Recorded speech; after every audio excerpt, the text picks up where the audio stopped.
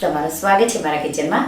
આજે આપણે બનાવીશું ઠંડીમાં ખાવાની મજા પડે એવા ગરમા ગરમ ક્રિસ્પી નવા ભજીયા બનાવીશું. તો તમે એને પાલક બટેટાના ગોટા પણ કહી શકો અને આ એકદમ ક્રિસ્પી એવા બનશે. સાથે ચટપટી ટેસ્ટી એવી ટમેટાની ચટણી બનાવીશું. જો તમને મારી રેસિપીઓ ગમતી હોય અને હજુ સુધી ચેનલને સબસ્ક્રાઈબ ન કર્યું હોય તો સબસ્ક્રાઈબ કરજો અને બાજુમાં આપેલી ઘંટી દબાવજો એટલે નવી નવી રેસિપીના નોટિફિકેશન આવે. તો ચાલો બનાવીએ. એના માટે મેં અહીંયા લગભગ 20થી 25 પાલકના પાન, તો અડધો પૂળો પાલકનો મેં આ રીતે સાફ કરી પાલકના પાનને ધોઈ એકદમ નિતારી દીધા છે. સાથે આપણે 2 મીડિયમ બટેટા પણ વાપરીશું. તો પાલકના દાંડલા અલગ કરી અને પાલકના પાનને એકદમ સારી રીતે ધોઈ લેવાના અને પછી ચારણીમાં થોડી વાર માટે ઊભા રાખવાના, એટલે બિલકુલ પાણી હોય એ નીકળી જશે.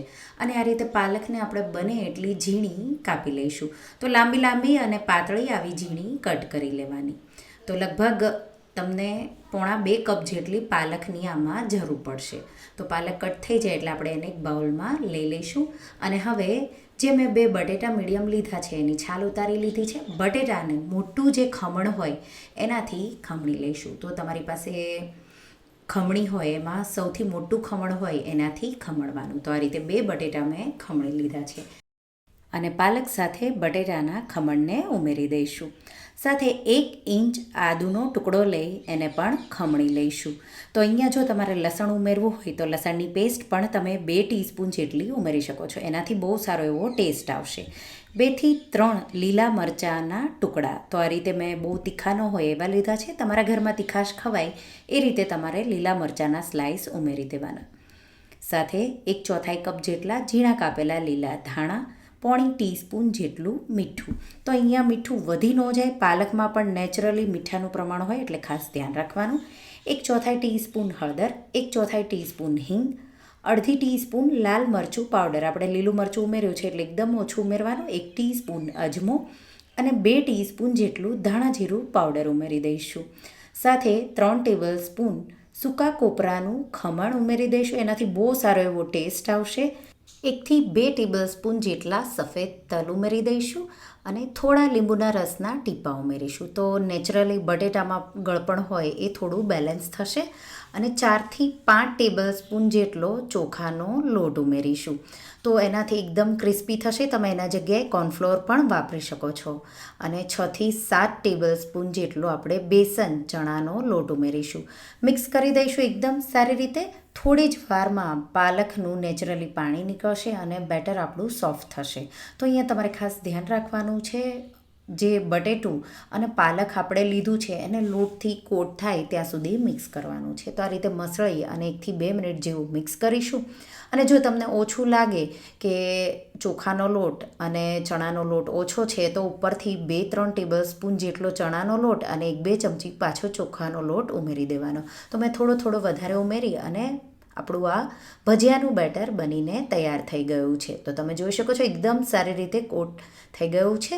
થોડી વાર માટે તમે એને સાઈડમાં રહેવા દેશો એટલે આ રીતે બેટર આવું થઈ જશે. હવે મેં તેલ ગરમ કરવા મૂકી દીધું છે.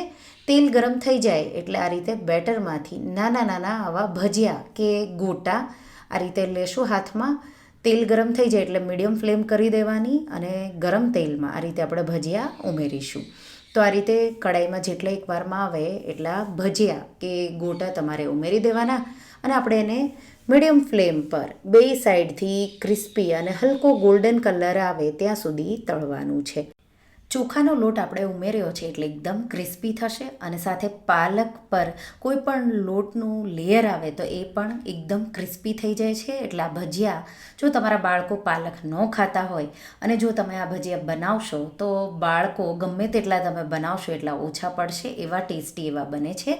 તો આ રીતે મેં 1 મિનિટ જેવું તળ્યું, સાઈડ ચેન્જ કરી, પાછું 1 મિનિટ જેવું તળ્યું અને હવે સાઈડ ચેન્જ કરી અને ગોલ્ડન થાય 2 સાઈડથી ત્યાં સુધી તળીશું. તો તમે જોઈ શકો છો એકદમ ગોલ્ડન અને ક્રિસ્પી એવો કલર આવી ગયો છે. કિચન પેપર પર કાઢી લઈશું. અને આ ભજીયામાં બિલકુલ તેલ નહીં રહે અને તમે બનાવીને થોડા ટાઈમ રાખશો તો પણ ક્રિસ્પી રહેશે. તો એ જ રીતે આપણે બીજા ભજીયા તળી લઈશું. તો આ રીતે હવે તમે જોઈ શકો છો બેટર આપણું આવું થઈ ગયું છે. જેમ જેમ તમે એને થોડી વાર રેસ્ટ થવા દેશો એટલે આવું ઢીલું થશે. બેટરમાંથી આવા નાના નાના ભજીયા લેશું અને ગરમ તેલમાં આપણે ઉમેરી દઈશું. તો અહીંયા તેલ એકવાર ગરમ થઈ જાય પછી મીડિયમ ફ્લેમ પર જ તમારે એને તળવાના છે. તો એ જ રીતે અમે બીજા ભજીયાને પણ તળી લીધા છે અને તમે જોઈ શકો છો એકદમ પરફેક્ટ એવો કલર આવ્યો છે અને એકદમ ક્રિસ્પી બન્યા છે.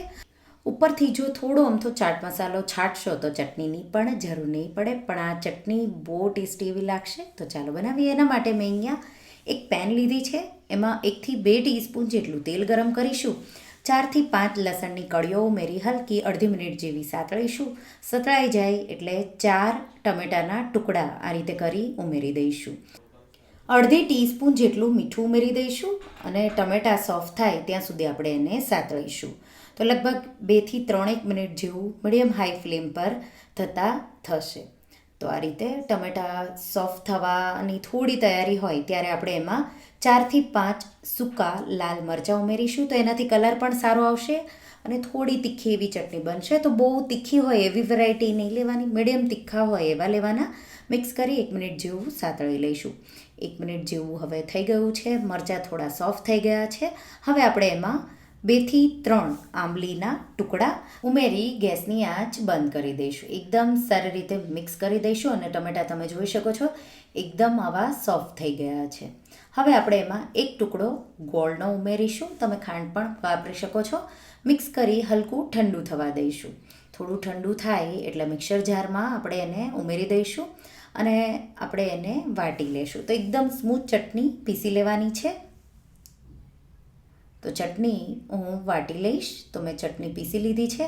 થોડા એમાં ધાણા ઉમેરી દઈશું અને 1 થી 2 વાર પલ્સ કરીશું એટલે આપણી ચટણી તૈયાર છે. અને આપણે ક્રિસ્પી એવા પાલક બટેટાના ભજીયા અને સાથે ચટપટી ટેસ્ટી એવી ટમેટાની ચટણી સર્વ કરીશું. તો તમે બહુ જ ભજીયા બનાવ્યા હશે પણ આવા પાલક બટેટાના ક્રિસ્પી ભજીયા ક્યારેય નહીં બનાવ્યા હોય અને સાથે ચટપટી ચટણી કે એકલા ચા સાથે પણ બહુ ટેસ્ટી એવા લાગશે. તો આ રીતે તમે જો ક્યારેય પાલક અને બટેટાના આવા નવા ક્રિસ્પી ભજીયા ન બનાવ્યા હોય તો આ રેસીપી એકવાર જરૂરથી ટ્રાય કરજો. અને તમે જોઈ શકો છો અંદર સુધી ક્રિસ્પી એવા બન્યા છે અને એકદમ ટેસ્ટી એવા નાના નાના બાઇટિંગ સાઇઝના પણ તમે બનાવી શકો છો. તો જો તમે ક્યારે આવા ભજીયા ન બનાવ્યા હોય તો આ રેસીપી એકવાર જરૂરથી ટ્રાય કરજો. તો તમને આ રેસીપી કેવી લાગી? જો રેસીપી ગમી હોય તો વિડીયોને લાઇક કરજો, શેર કરજો અને મારા ચેનલને સબસ્ક્રાઈબ કરજો. અને આવી જ નવી રેસીપીઓ માટે તમે બેલ આઇકન બટનને પ્રેસ કરજો. Thank you for watching.